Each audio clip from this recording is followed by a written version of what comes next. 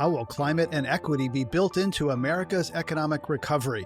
Climate One conversations feature all aspects of the climate emergency, the individual and the systemic, the exciting and the scary, people who are in power and people who are disempowered.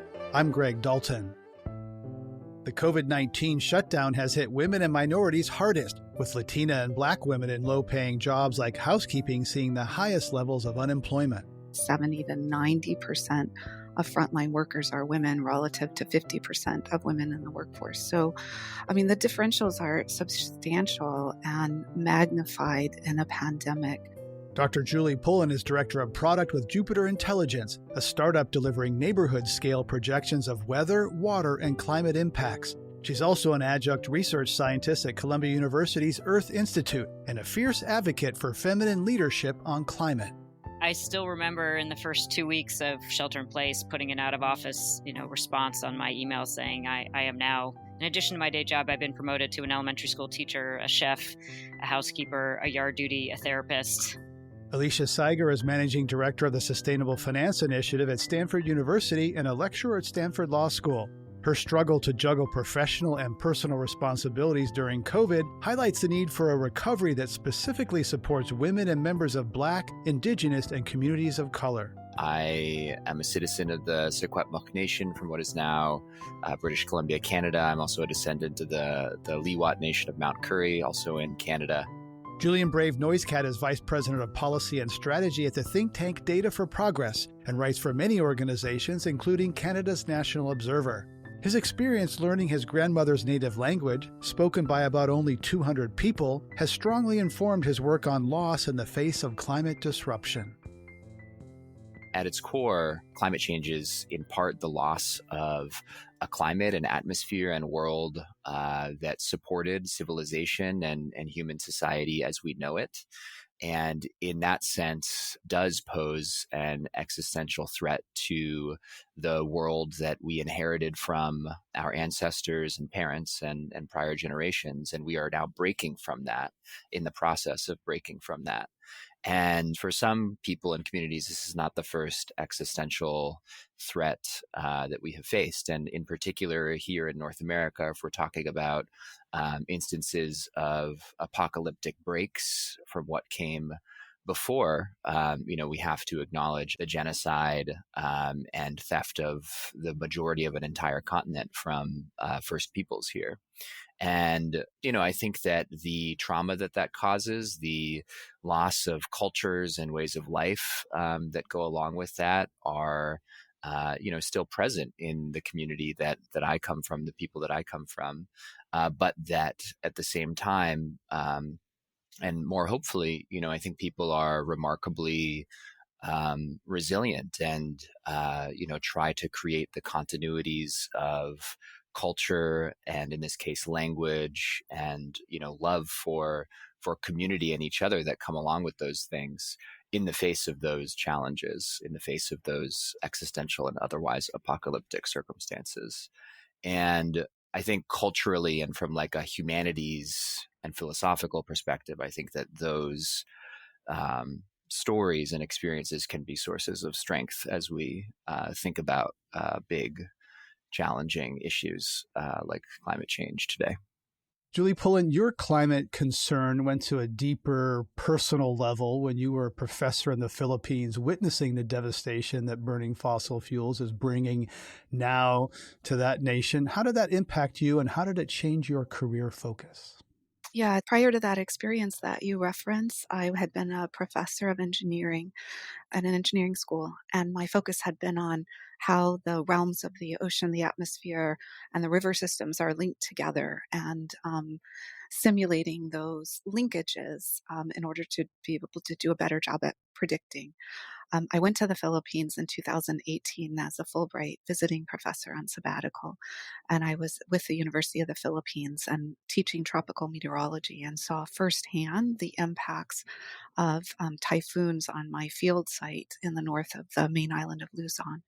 And it's this beautiful stretch of coastline where the river joins the mountains and the ocean. And it was heartbreaking to see the impact of climate change directly on the landscape and on the people that I had come to love so much. As a consequence, it really galvanized and catalyzed me to do much more around climate and to sharpen my focus on climate in my work. I came back to the United States. I joined Jupiter Intelligence, a climate risk analytics startup, in order to help businesses and other entities develop much more precise notions, quantitative notions of their exposure to climate change to help catalyze them to do more in advance of this really urgent climate crisis that we are in. Alicia Seiger, your climate awakening began reading Al Gore's seminal book, Earth in the Balance, and his articulation of the need and narrative was compelling, but distant from you personally. When did climate become personal and actionable for you? Yeah, that was my entree. It was not something I ordered. It was actually something I read as part of a required course. But it really started my transfixion with this question of how to harmonize human and ecological systems, and tying back to Julian's comments. While still in college, I actually, for my senior thesis, wrote a study of intellectual property rights as a means to preserve cultural and biological diversity for Indigenous communities. And so I had this understanding and appreciation at the time of other ways of living that were more in harmony with nature. But I felt my skills and interests were really more in the business community. And so I started from this intersection of humans and the environment to business and the environment, and was really captivated first actually by Anita Roddick and the work she did with the Body Shop as kind of the first example of this business as a force for good. And as time went on, that intersection evolved from humans and in the environment to business and the environment to capital and the environment, to going all the way up to the supply chain to understand how capital flows through our economic systems, and what the implications of those capital flows are for our ecological systems and for climate change. And so I've been at this for 3 decades now, but it's really been in the last 5 years, I would say, where these problems that had seemed like something we should be anticipating and be planning for really hit home. And I think for me, that's been the fire seasons. I live in the Bay Area too, and starting in the summer, but running through the fall, there's a sense of eerie anticipation. I'm actually up here in wine country now with my family, and it's such a peaceful and beautiful and tranquil setting, but there's a new sense now of concern and of anticipation for what the increased, heat and drought and wind events do to a place like this. So the urgency around these challenges has come much faster and sooner in my professional life than I had anticipated. And fires are interesting because that's one area where, Julian, indigenous cultures have been looked to as, hey, that you might have some solutions. So that's, at least for me, having done this for the last 14 years, the one instance where kind of white dominant culture looked to indigenous cultures and say, hey, you've been managing, not you, indigenous cultures have been having cool burns and controlled fires, whatever the name is, to kind of manage forests in a different way than Smokey the Bear. So tell us a little bit about how that might contribute to the larger conversation about dealing with climate. Yeah, so I think fire management is a really interesting one, right? Because there's a long history of indigenous peoples, including in California, using controlled burns to prevent large-scale wildfires, to regenerate habitats, to promote biodiversity, et cetera. There's also actually really fascinating ways in which controlled burns in particular habitats help foster not just like plants and foods and animals that people hunt and gather from to provide sustenance, but also create good materials for basket making and things like that. And this is not just particular to controlled burns and fire management, but if you look at the way that the United States and Canada have come to manage the fisheries, particularly in the Pacific Northwest. There's actually a lot of practices that have come to mirror prior indigenous forms of fisheries management. in those places. And then more broadly, still to this day, about 80% of the world's biodiversity is found in indigenous lands and territories. And it's just logic says that if you want to preserve that biodiversity, and there's also lots of studies that suggest this as well, giving indigenous peoples title to their lands and also pursuing conservation strategies that empower indigenous peoples as environmental stewards and managers can be very effective. In fact, the Canadian government is going to invest more in just that sort of a thing through its Guardian Watchman program when it releases its fiscal year 2021 budget later in April. So these are real solutions. And I think what's really interesting about that, right, is that we, in especially this country, the United States, we don't imagine indigenous peoples as living in the present, let alone, having solutions for the challenges of the 21st century. That is a very radical reconception in the American imagination of our people. And I think that that's a very exciting thing. And I was truthfully a little disappointed that there wasn't more of a nod to that actually in the president's American Jobs Plan, which included some stuff on resilience and conservation, but did not include any explicit reference to these sorts of efforts.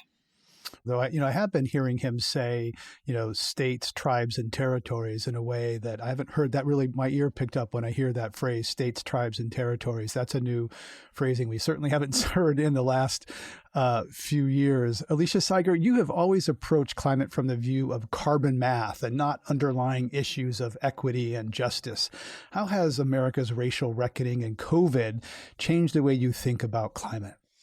Oh, such a good question. I used to take pride in sort of the climate pragmatism approach of, this is really all about just getting emissions reductions on the ground. And if we can just be laser focused on that challenge, we'll get there faster.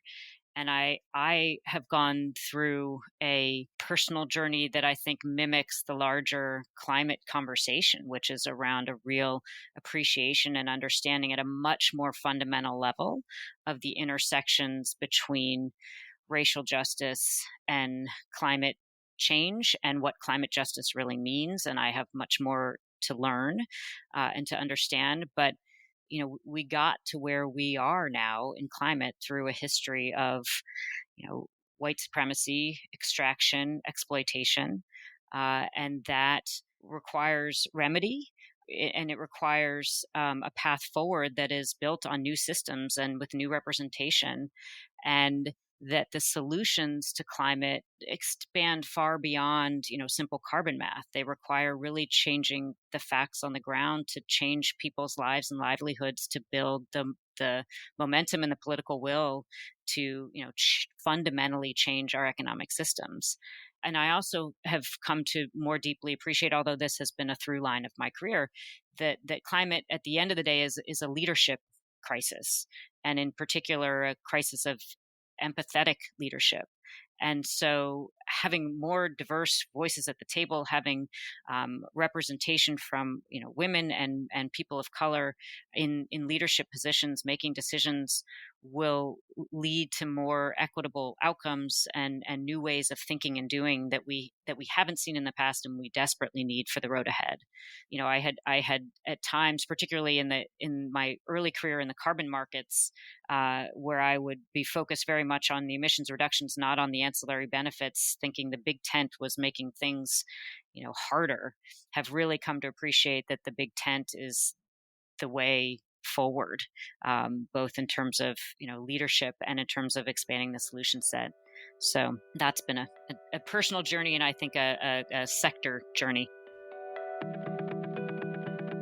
You're listening to a Climate One conversation about a clean and equitable recovery. Coming up, addressing historical inequities and their present-day consequences. There were households without running water where you couldn't do something as simple as, wash your hands in the United States of America, living in a place where you cannot wash your hands or live with electricity. That's up next when Climate One continues.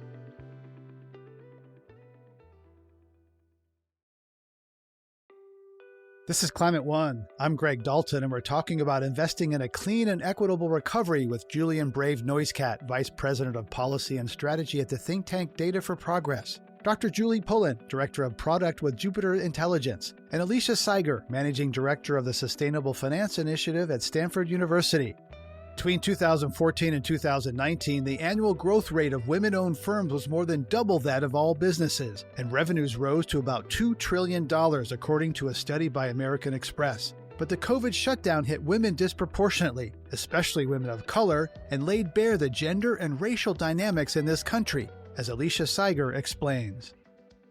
I still remember in the first 2 weeks of shelter in place, putting an out of office, response on my email saying I am now, in addition to my day job, I've been promoted to an elementary school teacher, a chef, a housekeeper, a yard duty, a therapist. And I couldn't see how I could work and maintain what was needed at home. And somehow a year later, I'm doing all those things and busier than I've ever been at work. And that's thanks to support that I have, because I have a partner, I have a husband, I have a nanny who's now back. I have resources that I can put to work to help support me.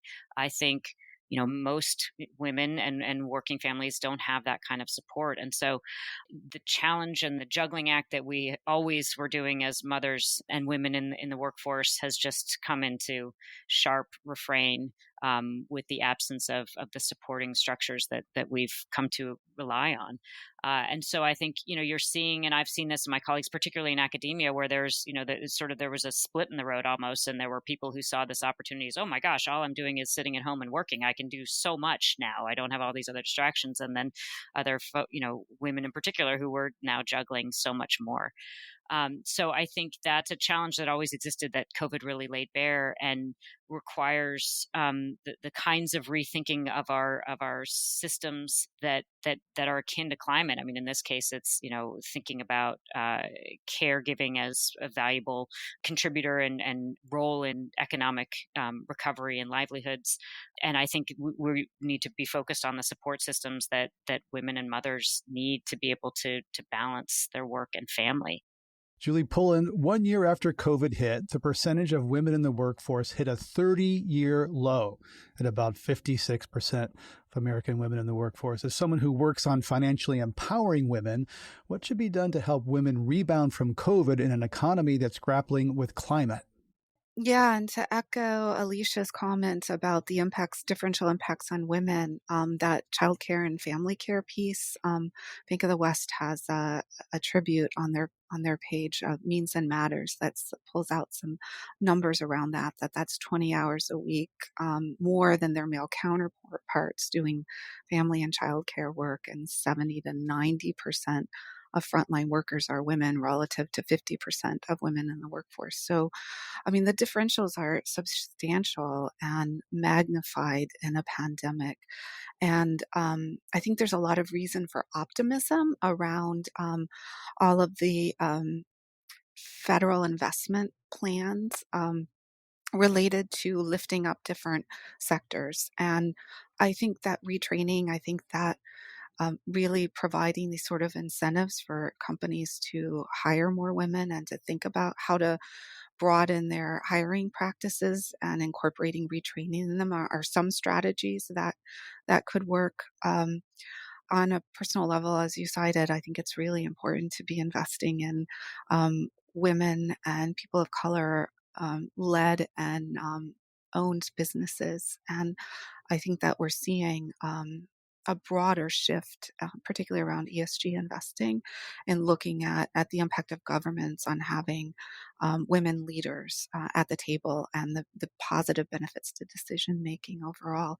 So I think all of these are just like waves that are cresting, and we're going to see the benefits of these more broadly throughout the economy.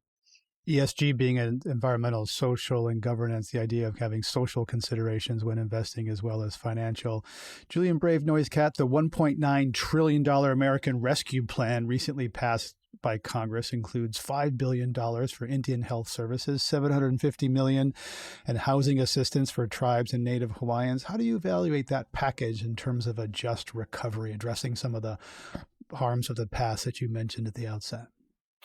Yeah, so the American Rescue Plan, if I recall, had $32 billion total for Native communities. So that's if you include Indian country as well as Native Hawaiians and Alaska Natives. which made it the largest public investment in Native communities in United States history, which, I think is obviously incredibly encouraging. In many instances, tribes were some of the hardest impacted communities, not just in the United States, but among the hardest impacted communities on the planet during this pandemic. The Navajo Nation, for example, at one point had more coronavirus cases per capita than the Hebei province in China, where the pandemic originated. And just to put that in perspective, the Navajo Nation has a population density just slightly higher than that of Siberia. And, a huge reason for that is things like, as you brought up, Indian Health Service. The Indian Health Service is funded, the last time I checked, which was before Biden passed this bill, which is important, but was funded at about $4,000 per patient. And if you compare that to other federal healthcare programs like Medicare, or I think it's Medicaid actually, it's about $13,000 per patient. So essentially our spending on healthcare for Native people is less than a third of what it is for other Americans. And that has real consequences. That looks like fewer hospital beds per capita on the Navajo Nation than in places like New York City. That meant insufficient amounts of respirators and other essential equipment and PPE on the Navajo Nation. And that looked like, immense tragedy for people. That meant more people getting sick, more people dying. And on very basic levels, there were households without running water where you couldn't do something as simple as, wash your hands. So, I think that the American Rescue Plan, obviously very encouraging, with all of these things, and in particular with policies that have to do with Indian country, the implementation is also just as important as the appropriations and authorization. In the handoff between the federal government and tribes, historically, there was a lot of corruption on the side of the federal government. It's never been particularly easy for tribes who tend to be understaffed and under-resourced, as I just mentioned, to be able to access all of the funding that's made available for them. In the early days of the pandemic, there were crazy things happening, like tribes having to, write grant applications to access some of the funding that Congress appropriated for them.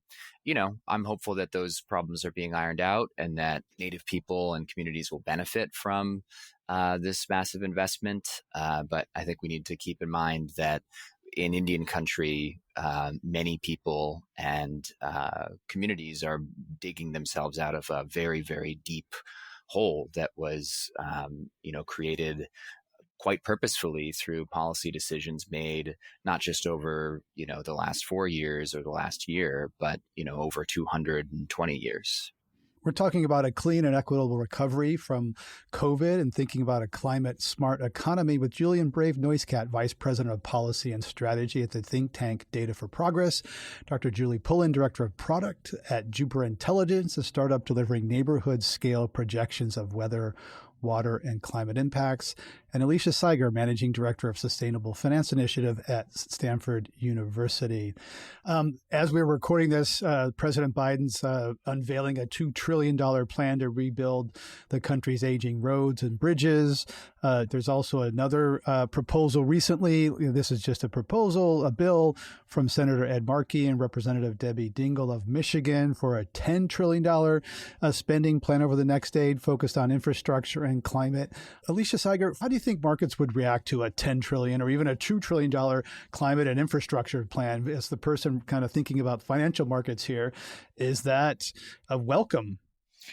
Sure. Puts a lot of tailwind into interests that investors have already expressed around net zero investment portfolios and net zero asset managers' commitments. And so it was spent well. That money can be starting to initiate the transition across multiple sectors of the economy, and I've just been sorting through the details this morning too. But it's as comprehensive as one would hope in terms of the electric power sector, transportation, housing stock, et cetera. I think the risks that could end up being another example of this kind of disconnect where the financial system looks green, but the real economy is still very dirty and unsustainable. And so the challenge in marrying the government expenditures and support with the investment community is doing it in such a way that you're not just moving capital around and making money. You're doing it in such a way that you are actually putting real heft behind the energy transition, getting capital where it needs to flow to reduce the costs of many of these technologies, as Gates talks about the green premium of many of these technologies. So it's not just the capital, it's the alignment of that capital with the policy and set of incentives that help it flow in the direction and speed and scale that we need to decarbonize. Right. There's a scenario where, Goldman Sachs makes lots of money off of climate volatility, and the people who are wealthy get even wealthier because they're kind of off the volatility that climate is bringing to us. Julie Pullen, as a scientist who knows about the societal disruption already baked into the climate system, do you ever think we're just rearranging the chairs on the Titanic? Is all this money going to really make a difference? So that's a key part of where climate action comes in. I think it's everything. It's attention on climate risk. What's the exposure? Taking action on that front. It's taking action on the climate solutions and policy perspective. It's the spending on infrastructure, which if you look at the amount, $700 billion for climate resilience across our power, water, road systems, buildings. That's massive. It's a massive investment in making our infrastructure more resilient. And so I do think it's one of those cases where really everything here and the potentially synergistically, if you look at them all together, these are have the potential to be really transformative. Again, subject to the implementation. So as working for a company that does really like block level, neighborhood level kinds of forecasts, what are the areas that are really at risk? And if someone's going to try to move to a climate safe place, where should they move to, Julie Pullen? I think it varies across the country, of course, and you have to think not just across one particular peril like flood, but you have to also think about the heat waves and the intense precipitation events that we're experiencing.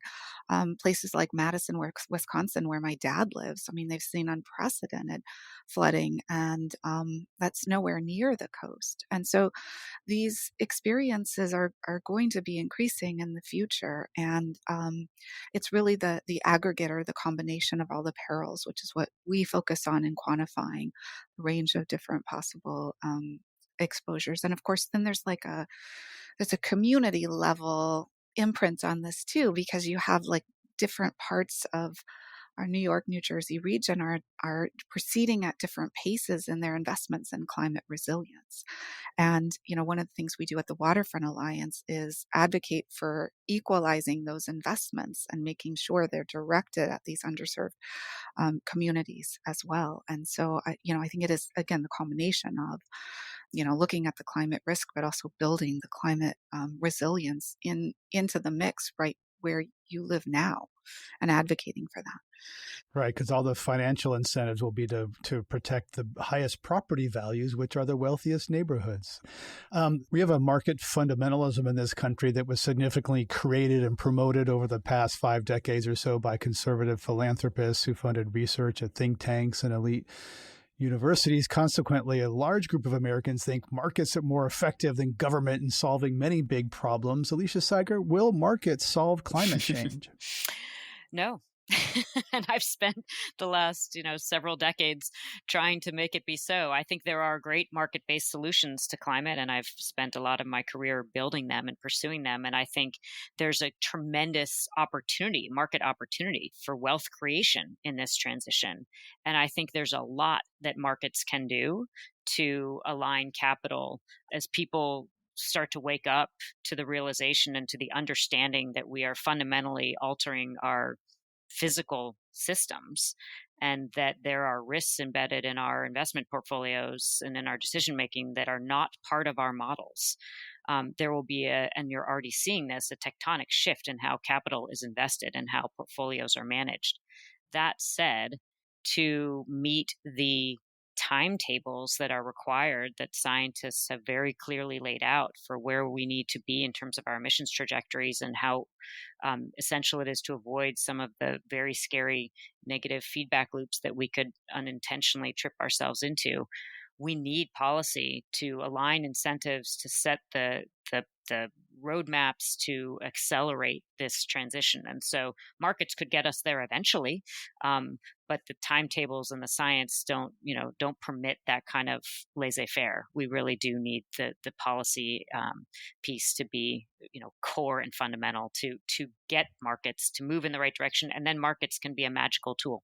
Just adding on to Alicia's point, Pew did a survey very recently that showed that demand for a more liberal form of government with a strong hand for the public sector was at a, more than half-century high. The last time it was at this level was in the late 60s. And, just like empirically, all the economic modeling and energy system modeling suggests that, absent government intervention, we're just not going to make the kinds of policy changes that we need. So, for example, the base case for when we get over 50% of new vehicles being sold being electric, absent any sort of government intervention into that market, is somewhere around 2050, right? Which is just far too slow for us to get over 50% of new cars being sold being electric vehicles. And so, I think that people fundamentally understand these sorts of things. I think that the need for strong public policy responses to this pandemic has reinforced, I think, the value of policy and good government to, a large segment of the voting public. Obviously, not all of it. But I think that was a big part of, why Democrats, won not just the presidency, but also the Senate, which was, an unlikely occurrence in the 2020 election. And I think that it's great that view is starting to, come back to life, not just among sort of the policy decision makers who, decide how the president and the Congress are going to respond to these challenges, but also that it's, picking up cachet among a larger segment of the public. I think that gives me hope, because I think that it's fundamentally the correct view on how to run, a society. You're listening to a conversation about investing in a clean and equitable recovery. This is Climate One. Coming up, building community around climate solutions. I think it's really helped a lot of us focus on doing that in our own ways and in our own lives. That really sort of central and important role of community in all of this. That's up next when Climate One continues.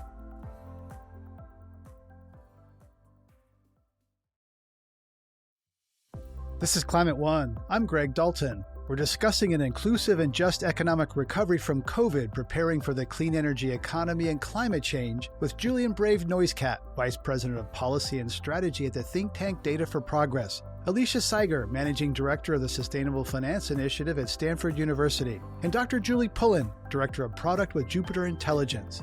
All We Can Save is a collection of essays about women leading on climate. We discussed it at length in our episode, The Feminist Climate Renaissance. It also brought Alicia Seiger to tears. Oh, I loved that book.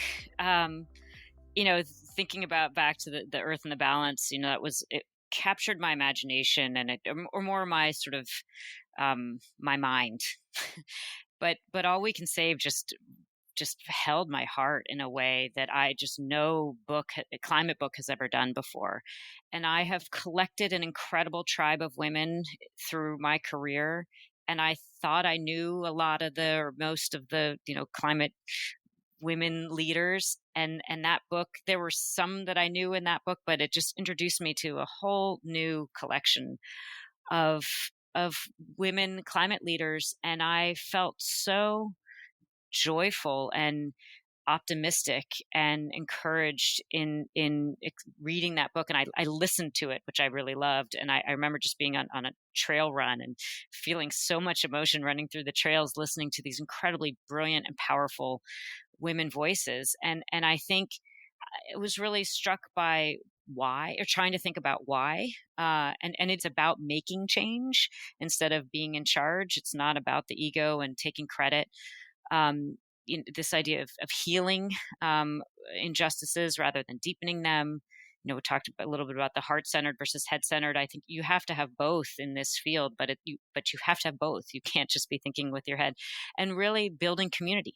And all we can say, to me, really just propped up this community of women climate leaders in through beautiful storytelling that ranged from very scientific and head-centered analysis, but all with a heart and a connectivity and community that was woven throughout, and then also introduced other conversations and questions around whether it was hearing from women with from the indigenous community, hearing from ecologists who are thinking about how our fauna is all connected in ways that actually it wasn't Al Gore who invented the internet. It was fungi and it was mushrooms, the original dispersion of information through the forest. So it was a real, I think, watershed moment for me. And I think I imagine all of the young men and women who collected those stories, who will be similarly charged in the way I was, when I first read Earth in the Balance, but charged in a way that has these values at the core that I think will spawn the next chapter of climate warriors that will have the kinds of skills and experiences and networks that we need to make the kind of progress we're going to need to make in this next decade.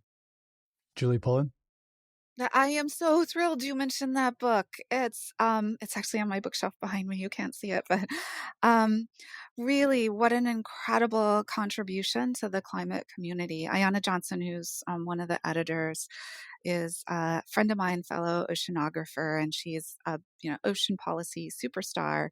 And she could be, doing all kinds of things with her time. And every time I see her, what her message, what she articulates and what she lives is building community around climate solutions. And it's like, that's where it's at. And I think it's really helped a lot of us focus on doing that in our own ways and in our own lives. That really sort of central and important role of community in all of this. Julian, NoiseCat, I'd like to hear your thoughts on building community around solutions and what you just heard, because I tend to think about Indigenous culture as being more community oriented, less individual atoms. Yeah, I mean, I think that in the sort of climate solutions conversation, right, we talk a lot about physical infrastructure. We talk a lot about regulations. We talk a lot about price signals and incentives. And I think one of the things that I often sort of think about is what are the sort of forms of human resilience and community that play as important, if not more important, a role in fortifying communities against disaster and against immense challenges, as like a seawall or things like that. What are the elements of our culture? What are the elements of social relationships that can make us just sort of stronger as people and as people who share community and space and country with each other. And one thing that makes me very nervous is that if you look at sort of longitudinal polling on questions like whether people trust their neighbors and questions related to social trust, what you'll find is that over, not just a few years, but over a long period of time, the number of people who will respond to a survey and say that they trust their neighbors has been fundamentally going down over a long period of time. And it's not just going down in our country, it's going down, across many different countries and societies where we're asking a similar question. And, I think that slow creep of inhumanity and distrust for our fellow people is a really pernicious and scary thing. And I think that one of the most important and simple climate solutions is probably just compassion and love, right? The commitment to creating that sense of shared interest and solidarity between people. And I think that there are very particular projects in this country that are oriented towards creating more of that. And I think that there are very clear projects in this country that are oriented towards undermining that. Reminds me of a book, I think it was Deep Economy, that Bill McKibben wrote. One of the major achievements of the American economy of the recent decades is building bigger houses further apart from each other. So we don't, we're further from our neighbors if you happen to be privileged to own one of those houses. But there's sort of more material wealth and more distance and separation. And, to the point earlier about where should we go? Where's the safe place? I remember one person said to me, the best thing you can do about climate change is have neighbors who care about you, right? When the bad things come, you can try to have all this hardware or gear, or you can have neighbors who care and you care about them, and they'll come. Picking up the thread of feminine leadership, Alicia, I want to ask you about one other personal sort of story. Talk about bringing the whole self and integrating the head and the heart. In 2015, you went to see a talk by Larry Fink, CEO of BlackRock, the largest investment manager in the country. He was a self-proclaimed environmentalist. And at this talk in 2015, he was asked what keeps him up at night. What was his answer? Yeah. He gave an answer about farmers in Southeast Asia losing their livelihoods through transformational technology. And it was a conference on investing in environmental markets. And so there were, folks in the room who are thinking about the intersection of capital markets and the environment. And I think most people in that moment were having the same thought I had, which is that sounds like climate risk, in a different form. Rather than a technology intervention, it's drought, it's heat, it's name your physical climate impact. And so someone raised their hand immediately afterwards and said, "Gee, have you that's interesting. Have you thought about climate risk?" And he quite honestly and candidly said, "No, I've never thought about it." And you could have heard a pin drop in that room. And afterwards, there was a long line of people waiting to talk to him to help him think about climate risk. And to his credit, within a year, less than a year of that talk, BlackRock released its first report on climate risk in investment portfolios. And the BlackRock takes a lot of flack from the left, and I think for fair reason. But I do believe at the core there is an understanding and awakening, and I think it's that bringing the two selves together for someone like Larry Fink, who was a self-proclaimed and ardent environmentalist who had just never really thought about the intersections of that part of his life with his day job of investing. And I think now there's no one in a CIO position that hasn't at least had to answer that question, and who now for the most part hasn't internalized how core that intersection is to their decision making.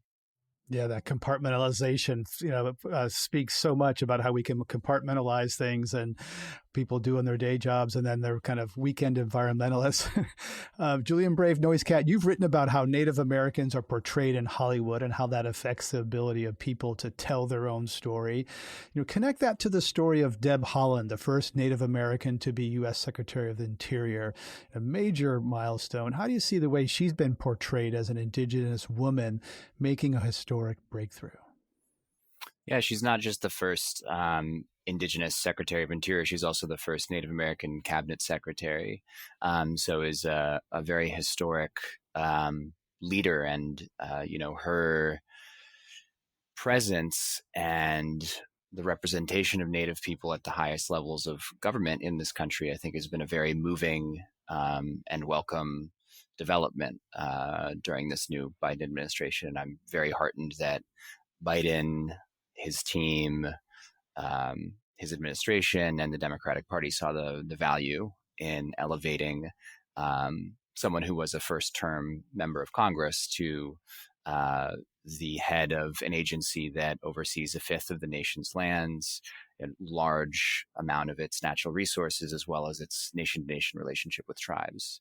I think that it's important to keep in frame with all that it almost didn't happen. The prevailing wisdom among some political insiders was that the Democratic caucus in the House of Representatives, which has a thinner majority in this Congress than it did in the last Congress because we lost a lot of seats, could not afford to lose one of its members. And so there was some pushback from, sort of party apparatchiks from that angle. And there was also, I would say, a fair amount of coverage of Holland and her biography and her political experience that sort of smacked of the misconceptions that often are put upon not just Native people, but also, I would say, women.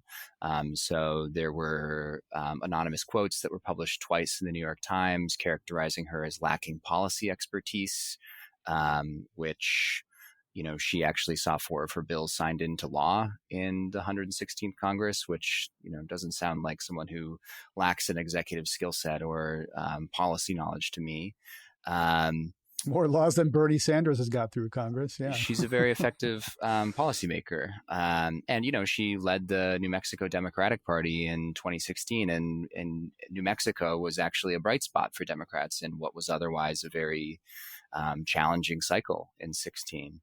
And, I think that those things come back to the fact that I think there are particular ways in which this country is used to seeing Native people and seeing women and, seeing Native women at the top of executive agencies is a very new one. And I think that, her story was very nearly prevented from reaching that right and just conclusion by a number of folks who just couldn't see it the way that I think a lot of people in Indian country could. Yeah, it's not just any agency. It's the agency that, pushed Indians off a lot of the land, created the national parks, which, displaced a lot of people. So it's really quite a moment. As we wrap up here, we know that educating girls and empowering women are 2 of the biggest levers for reversing climate disruption. Solving climate requires collective action, and women are often better at collaboration, which brings me to something that isn't talked a lot about generally in our country, and particularly in the climate conversation, and that's the Equal Rights Amendment. 38 states have passed the constitutional amendment. The original one has expired. There's a debate about whether to start over or breathe new life into the original amendment. Is that worth, Julie Pullen, is that worth putting energy into? So I think anytime that we can elevate the status and role of women across society, those are, efforts worthy of consideration. I think there's also, and putting energy into, quite frankly, but also if you kind of step back and think about drivers of the economy. I mean, there's a really astonishing statistic that 2/3 of the wealth in the United States will be in women's hands by 2030. So, not only is it about the more empowered decisions that educating women and girls lead to, but it's also about women's financial agency and investing in planetary stewardship. And I think that we will continue to see more of that as women come into their own, and having that kind of economic sense of power and the way that it can be used to really promote climate solutions and to accelerate our resilience in the face of the climate crisis. We're only beginning to see what that will look like. I'm really excited. Alicia, Seiger, ERA, is it something that you would put energy into? If not, what else would you like to see to kind of elevate the role of women and kind of directing us toward a cleaner economy that stabilizes our climate? Yeah, I think it's women in positions of power and decision making, and having seats at the table, not just one seat at the table, but as Julie said, when will there be enough? Well, this is RBG's quote, but when will there be enough, women on the Supreme Court? When there are 9. If that was good enough for the men, it can be good enough for us. So I think, I see it in terms of, corporate leadership, in terms of investment, decision making, CIOs and investors. So programs that drive that kind of equity is where I'd like to see energy and effort, and some of that, California has made that a policy in terms of women on boards. That's one way to do it, and it's another way, to do it as sort of a self-governing format for businesses and investors. But I think once we start to see diversity in the boardroom, in the C-suite, and investors, and that's both women and people of color, that's where I think you start to see the reimagination of capitalism, which I think is at the core of this rebuilding that we've been talking about.